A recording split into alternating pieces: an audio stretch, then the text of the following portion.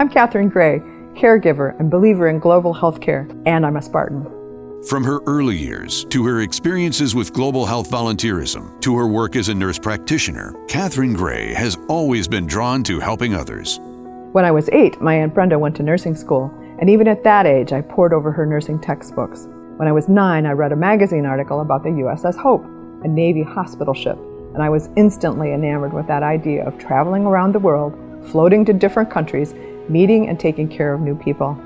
I knew then and there that there was no other path for me. I set my sights on becoming a nurse.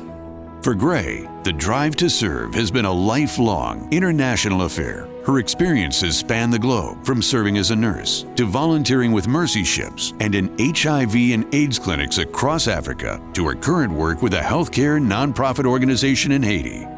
In paid positions, I started as critical care nurse, working in intensive care, coronary care, and the emergency department.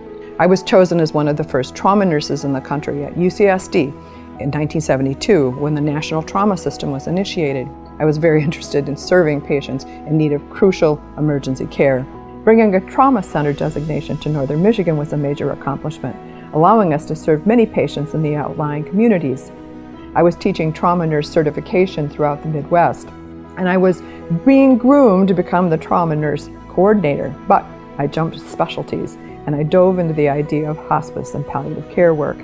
In Zambia, 2004, I worked on a team that helped screen more than 800 children for HIV and AIDS. And in 2007, I resigned from my nursing position here in the United States for the opportunity to volunteer aboard the Mercy ship Anastasis. I was one of 15 Americans on board a ship, 450 people, and served as the ward hospitalist. We helped care for the people of Liberia who'd been enduring a 17-year civil war with little or no health care. The injuries and illnesses that we saw were horrific, and many of our patients were former child soldiers. To be there during that time was an incredibly moving and eye-opening experience. I faced an important lesson during that experience.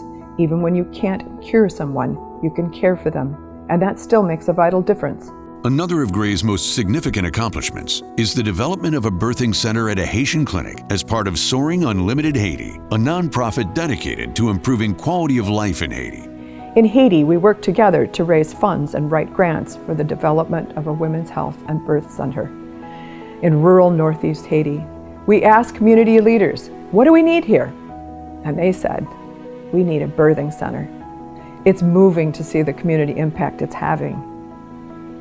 With this center, Haitian mothers will have safer births, and their babies will grow up stronger.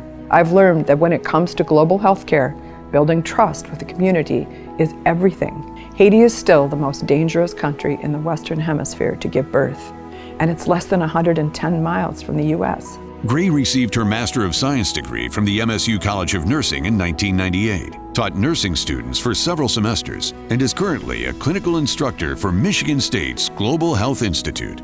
The first time I served in Haiti, I met a group of osteopathic medical students from Michigan State's Global Health Institute, led by Dr. William Cunningham. We served together on that mission and on several biannual trips to the Soaring Unlimited Clinique Medicale. Eventually, I was granted the honor and the responsibilities of being a clinical instructor for the Global Health Institute. I'm very impressed with Michigan State's community development and with their social justice emphasis. Several of the Michigan State students that we've worked with in Haiti have gone on to do amazing things, and I'm proud to be part of Michigan State's influence on the whole world.